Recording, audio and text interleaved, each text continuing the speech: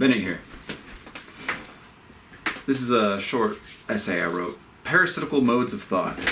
I think it's clear that as your neurological compute power increases, the subsequent capacity one has to explore different modes of thought increases in turn. The area or volume you can explore psychologically is vast, even more so for exploratory kinds of people. This also means the possible modes of insanity increase, unfortunately. Psychological machinery that seems useful but may only spin out in infinite circles of perseveration. These are traps. One must guard themselves against participating in these dangerous thought areas for too long. A little bit's okay. Or they risk psychosis, possession, death. Honestly, I tell you, if you are gifted/cursed with mind, it is to perform good work, to make the simulation better, to lift up the system which has fallen into disrepair.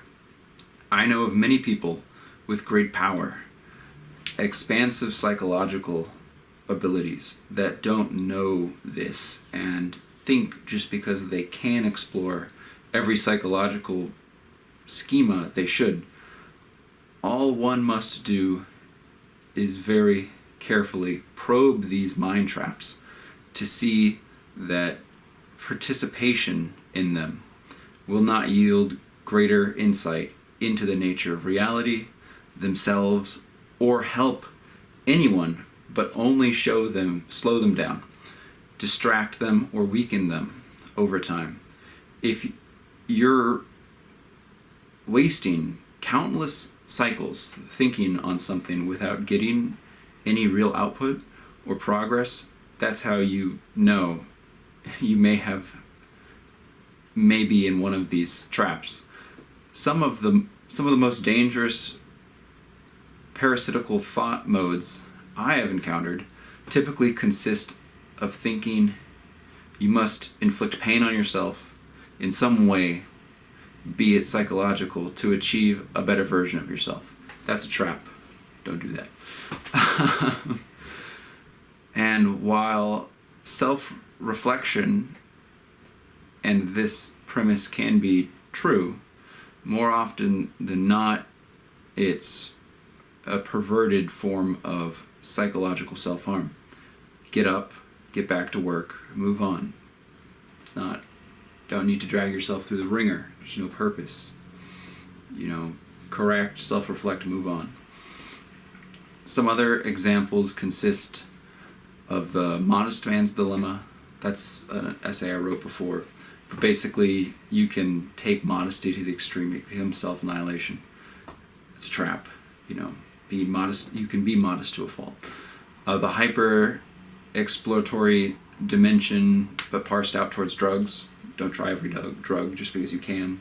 Like, you shouldn't try everything just because you can. It's pretty basic, I think. You will die. You will get trapped there. You're not that strong. Most people experience this if they ever suffer from limerence. So limerence is like what most people touch when this happens to them, because you're just totally infatuated with someone else, and it's usually not reciprocated. So you're suffering out here, thinking about them, perseverating on them, and they want nothing to do with you. Dudes and women both go through that. But that's a good example of your mind getting hijacked. Like, get back to work. What are you doing? You got time to worry about this stuff? You're not grinding? But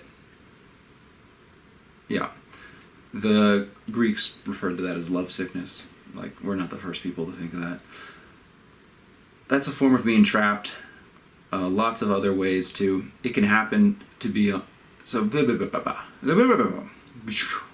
the Greeks, love sickness. That's a form of being trapped. There's lots of other ways it can happen. So be on your guard and don't think just because you can, you should.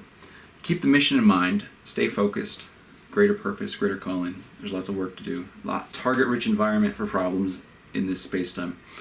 In the words of Tropic Thunder, survive. So yeah, I'm extremely dyslexic, so that was kind of hard reading. But I'm an electrical engineer. Balance. Anyways, I hope you guys, somewhat enjoyed that. I wrote it the other day, and I was like, why did I write this? I bet someone probably needs to hear this. So, if one person hears it, and it helps them, my work is done. Now, as always, rock and roll.